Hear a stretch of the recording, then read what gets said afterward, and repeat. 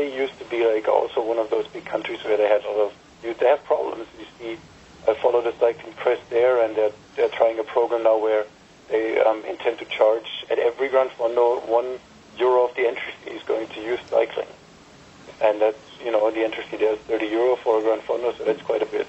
That's the way they try to solve it, to get some money, to get some funding, because the clubs are getting smaller because they can't afford to go to the races and so forth.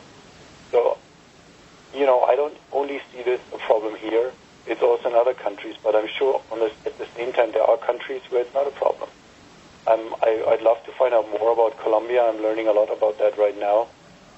What a cycling fanatic country that is, and would like to hear there what they are doing, that the youth is getting into cycling, and it sounds to me like it is. And the world is growing together, so we used to look at, the country where we live in or where we come from, very isolated, and say, well, yeah, that's happening at the other end of the world.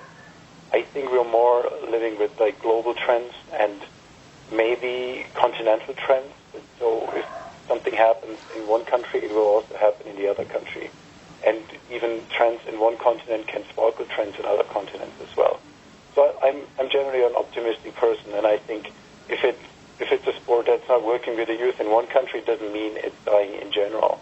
And we just have to say, okay, maybe it's not for the kids in this country right now, but as long as human beings are going to be cyclists, everything's going to be fine.